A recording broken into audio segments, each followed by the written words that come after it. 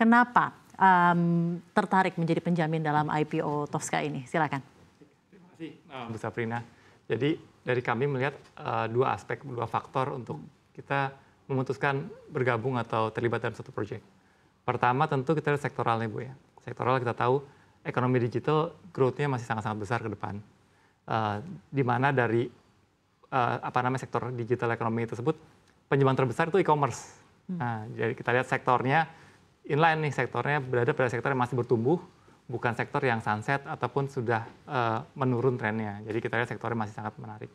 Kedua tentu kita lihat fundamentals-nya, fundamentals dari sisi company-nya. Kalau kita lihat sebagai startup, Topindo ini mungkin bisa dibilang salah satu champion ya dari sisi efisiensi, efektivitas dan lain-lain. Kenapa? Kalau kita lihat teman-teman startup mungkin rata-rata di backup oleh fund-fund besar, mereka bisa tumbuh besar karena memang burn rate-nya tinggi. Mereka mengejar traction dan lain-lain. Tapi Topindo dengan modal sendiri mereka mungkin salah satu atau satu dari sedikit sekali company yang masih bootstrapping. Bootstrapping artinya modal-modal Pak Seiko, modal-modal pemegang saham tanpa dukungan dari di pocket luar sana ya. Jadi mereka benar-benar masih bisa berjalan dan menariknya mereka bisa mencatatkan bottom line yang hijau, yang positif, di mana sangat sedikit perusahaan startup yang bisa melakukan hal tersebut. Nah ini mungkin poin-poin yang kita lihat sehingga kita melihat going concern ke depan nih cukup baik nih. Kenapa? Karena nggak ada burn rate tinggi yang bisa mengganggu mungkin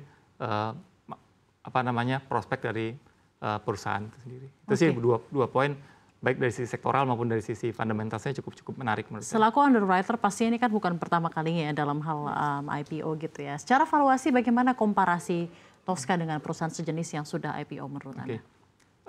Valuasi memang selalu jadi bahan yang menarik untuk dibahas ya, Bu ya. Untuk Tosca sendiri karena dia termasuk digital, kalau kita lihat beberapa perusahaan digital, kalau kita bandingkan mungkin dari sisi bottom line mereka masih merah sehingga agak sulit dibandingkan. Tapi kalau kita lihat mungkin kalau dari top line-nya paling mudah mungkin EV atau price per sales Topindo ini hanya di value sekitar 0.2 ya, sekitar 0,2 kali dari sales mereka terakhir sekitar 2 triliun ya.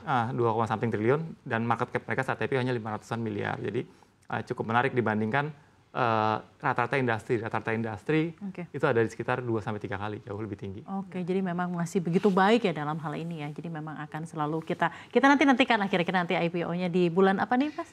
Di Februari. Bulan Februari ini ya, sebulan lagi dong ya? Sebentar lagi, mudah-mudahan. Nah ini menarik ya, karena Februari ini kalau kita ya orang Indonesia ngomongin Februari 2024 yang pasti terpatri nih pemilu gitu ya, tahun politik. Apakah oke atau apakah riskan nih IPO di bulan yang akan bersamaan akan diadakan pemilu?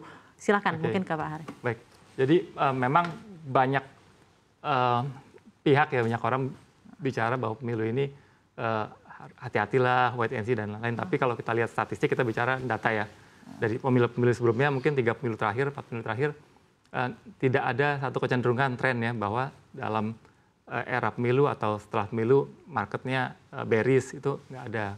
Dan data juga kalau kita bicara di tahun-tahun pemilu tersebut justru nggak ada fakta yang menyebutkan asing ini net sell atau keluar.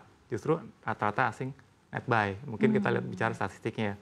Kita lihat dari historical ya. Ya, jadi kita cukup confidence ya. Mungkin poin lain juga kalau kita lihat, mungkin sekarang ada cukup banyak calon emiten yang melakukan book building dan offering mungkin hampir bersamaan. Itu kan menunjukkan bahwa mereka juga confidence ya. Kalau nggak salah ada sekitar 8 atau berapa perusahaan yang cukup banyak. Oke, ini ada pertanyaan yang juga, karena saya kan tentunya sering sekali ya segmen ini IPO Watch. Kita lihat di selama tahun 2023 sendiri juga sudah cukup banyak emiten yang melantai gitu ya. Bagaimana kira-kira Anda bisa menjamin Tosca ketika nanti melantai ini benar-benar akan sangat aktif perdagangannya? Karena kita juga dengar gitu ya, ketika akhirnya dia melantai ada juga yang malah ARB atau nyungsep atau malah menjadi saham tidur. Saya ingin jawabannya ke Pak Hari, lalu juga ini mendengar langsung dari Pak Seiko sendiri. Pak Hari silakan. Baik, pertama-tama kondisi pasar after listing di pasar sekunder itu benar-benar pure market, Ibu. Jadi dipengaruhi oleh banyak faktor ya. Faktornya ada demand supply, ada persepsi investor terhadap satu company. Mungkin kalau mereka persepsinya murah, ya mungkin mereka masih willing untuk buy atau Yeah. hold, tapi kalau mereka persepsinya lain mungkin ada yang juga yang hit and run. Tipe-tipe investor juga berbeda-beda. Nah, cuman mungkin kita ingin merimain mumpung ada kesempatan ya untuk kita sama-sama mengingatkan bahwa investasi itu view-nya seharusnya long term, sehingga short term shock pada post market seharusnya bukan menjadi satu indikasi bahwa ini company-nya nggak baik atau company nggak atau overvalue dan lain-lain, karena kita harus percaya, saya sendiri percaya dengan teori market efisien, di mana harga saham akan mengikuti fundamentalnya, walaupun mungkin dalam kembali lagi kepada fundamental. Yes, jadi kita justru ingin menghimbau teman-teman investors, pertama pelajari calon emiten yang akan kalian invest, pelajari risikonya, perlu diingat juga bahwa investasi saham itu adalah investasi yang horizonnya lebih ke long term. Jadi bear in mind, jangan berharap IPO pegang satu hari untung sekian persen, pegang 2 hari untung sekian persen, itu. Dan kembali lagi pada ke fundamental perusahaan, when the business is good, the equity will only speaks by itself, will follow. Oke, sekarang saya ke Pak Seiko. Pak Seiko, bagaimana Anda akan menjaga ini setelah IPO, ada PR-PR ke depannya bagaimana? Kalau saya tadi menambahkan saya dari Pak Hari, saya juga sangat setuju bahwa ini sesuatu yang kita harus lihat dari horizon waktu yang panjang. Karena saya meyakini bisnis ini akan semakin besar, saya meyakini IPO ini hanyalah starting point bagi saya. Saya seperti saya ceritakan bahwa saya memulai bisnis dengan modal 500.000 menjadi ratusan miliar, menjadi mimpi jadi nyata. Sekarang saya ingin bermimpi lebih besar lagi. Saya pengen mimpi perusahaan ini menjadi salah satu perusahaan yang memang diperhitungkan di kancah nasional, dan saya tetap akan berjuang keras untuk itu. Jadi saya percaya di jangka waktu yang panjang bahwa bisnis ini akan semakin tumbuh, bukan tentang Topindoku semata, bahkan kita bisa menghadirkan berbagai layanan lain yang mungkin sesuai dengan marketnya kita. Jadi saya yakin di jangka waktu yang panjang perusahaan ini akan terus tumbuh.